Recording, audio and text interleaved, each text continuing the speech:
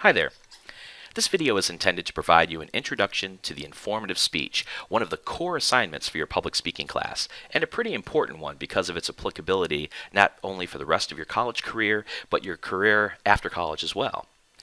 When we think about speaking to inform, the concept is a simple but a powerful one.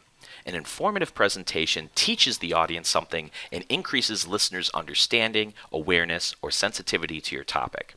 Now, when you think about it, there's going to be a whole host of different applications of this kind of skill set. Obviously, if we're thinking about teaching, the first sort of application we might think about is an actual teaching experience, whether it be in higher education or perhaps professional training.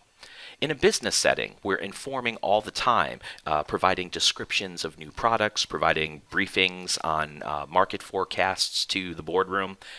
And if we're talking about the public citizenship life we have outside of our workplace, informing citizens and government officials about current conditions, upcoming policy proposals, is a very vital way in which we keep ourselves educated and informed on the decisions we make in a democracy.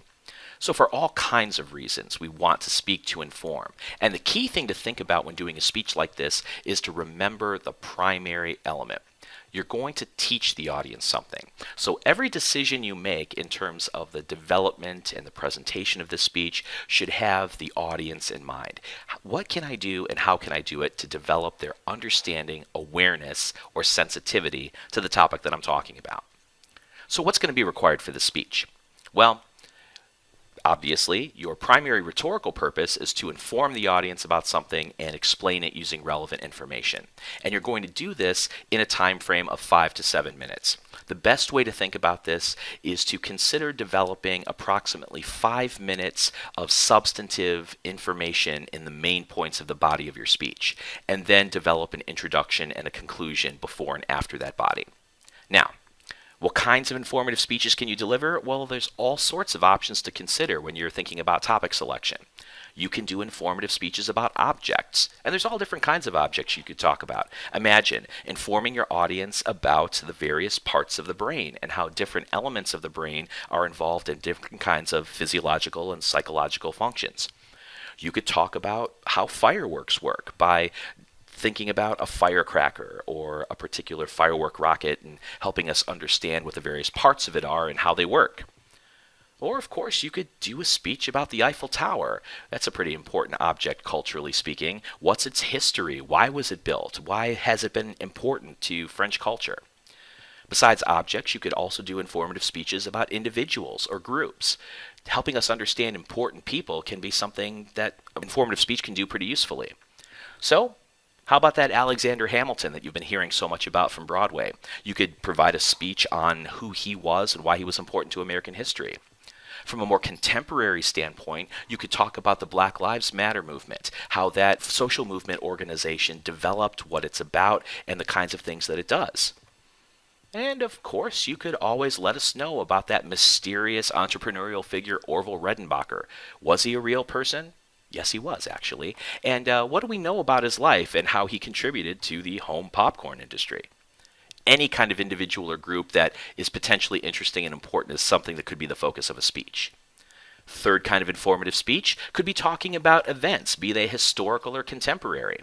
So, for instance, if you wanted to talk about an event and inform your audience about it for some local significance, you might be able to talk about the 2016 Roots Blues and Barbecue Festival that's having its 10-year anniversary in Columbia, Missouri this year. Of course, more historically speaking, you might be able to talk about the Trail of Tears, the tragic exportation of the Cherokee Nation from their ancestral home to the western United States in the 1830s, resulting in the deaths of thousands upon thousands of Cherokee. Or you could talk about the cultural event that young Latino women experience on their 15th birthday. What goes into a quinceañera celebration? Besides events, you could also talk about processes, especially for educational and professional applications. Being able to explain how things work in a series of steps or stages can be a really important skill set. So for instance, you might imagine, how does eyesight work? You could talk about this sense in terms of the physiological processes of what the eye does, the physics of light and reflection, to explain how it is that we actually see a dude on a bike. You could talk about how certain things get made. For instance, we all love Legos. How do they make Legos? What's that process like industrially? And of course, you could talk about something of public importance, like the process of how an immigrant becomes naturalized into U.S. citizenship status. Finally, we can talk about ideas, something that's a more abstract concept that you want your audience to understand in a more complete way. For instance, consider Bernie Sanders running for president in 2016 described himself as a democratic socialist. So Americans arguing about whether or not socialism is a good thing is something that's become important lately. So what exactly is socialism anyway, and what is it not? Then, of course, if you're more into scientific theory or philosophy, you might be able to explain to us the idea of string theory, a controversial theory about the nature of matter and energy in the universe that's been touted as a theory of everything. And of course, if you want something a little bit more pop culture and a little more fun, you could talk about the concept of kayfabe. Kayfabe is essentially that mythology that professional wrestlers use to put forth to the public that what they're presenting is real, as opposed to a script and staged approach to sports entertainment. What you're going to do to prepare this speech is to write a full sentence working outline. So you're going to write a complete version of your speech, but you're not going to write it in manuscript essay format. Instead, what you're going to do is provide an outline structure. We're going to talk more about this in the context of the class, but the importance of writing an outline is not only that you can make sure that your speech is organized in a way that's structurally sound and very clear and easy to follow, but then when you start to actually rehearse the speech and practice it and internalize the main points, you're actually going to be able to see the structure in the outline and then be able to reinforce that as you practice. Now, of course, eventually what you're going to do is move from that working outline to the point where you're going to be able to present the speech by speaking extemporaneously. What do we mean by extemporaneous speaking? Well, what we're talking about is a speech that's prepared and rehearsed well. You don't want to confuse extemporaneous speaking with impromptu speaking. Impromptu speaking is something that you do with very limited preparation. This speech, you're going to prepare a lot in advance. You're going to brainstorm topics. You're going to research. You're going to draft the structure and the outline. But you're not going to memorize this speech. It's not going to be a word-for-word script, and you're not going to read it from a manuscript. The idea is that you want to be able to present it conversationally. And so you're going to move yourself from practicing with the complete version of the speech in the working outline to what we might call a keyword speaking outline that's going to be on no more than a total of 5 note cards for the entire speech.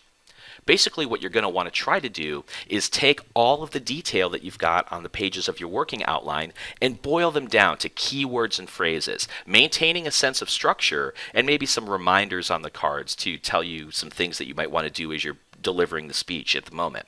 But the idea is the cards are intended to spark your memory and help you remember the structure so that the speech is going to be coming from inside of you and your expertise and practice, and it won't be a creative reading exercise.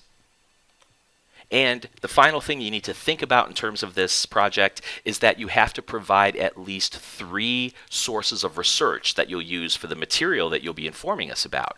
And you're going to need to use proper APA-style citations and a reference list in your working outline.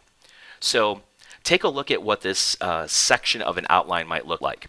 One of the things that you're going to need to do when you're writing your working outline is provide specific in-text source citations using correct APA format so that when I'm evaluating your outline, I can keep track of where the evidence sources are and which ones you're using. This, incidentally, is a really great practice for the kinds of research-based writing you're going to do in other courses, as well as other professional applications. Now, of course, when you're delivering the speech, you're not going to be reading these parenthetical citations to your audience. That's why including what we could call oral source citations is going to be important as well. Since you're not going to read what's in the parentheses, you could add a very brief phrase that lets your audience know this is the source of information that I'm getting these facts from. That can be vitally important to developing your credibility as a speaker. Finally, at the end of your working outline, you're going to want to have a reference list that's going to provide complete citations in alphabetical order using correct APA citation style for all of the various research sources that you're going to use in the speech. And that's essentially what we've got. These are the requirements that you're going to need to follow, and if you follow these requirements, you're going to have a pretty effective informative speech. So for more information on how you want to go about developing and ultimately presenting this, please refer to your textbook with lots of great chapters and information at your disposal. Your student handbook for the course has some specific descriptions and guidelines and elements of what to do and what not to do in this informative speech assignment. And of course, for our class, we've also got a number of online lessons that you can check out to drill into specific kinds of techniques and strategies for informative speaking. We've got a lesson on topic selection. We've got 2 on informative speaking, one on the types and techniques of informing, and a second that's specifically about clarifying and simplifying ideas. We've got an online lesson on audience analysis, and we've got a couple of online lessons that give you some strategies and principles for researching your speech and finding the information that you will be informing us about. And so if you work in advance, prepare this speech and outline in plenty of time to rehearse and practice, you're not going to be this guy worried about whether or not you're going to get it right, worrying about whether you're going to remember it, and if your audience is going to get something out of it. If you follow the requirements and the guidelines for this assignment, you're going to find yourself developing and presenting a confident and well-organized and structured speech that's really going to teach your audience something interesting and important. And that's the point of the exercise. Please let me know if you've got any questions or concerns about the assignment. Otherwise, I'll see you next time.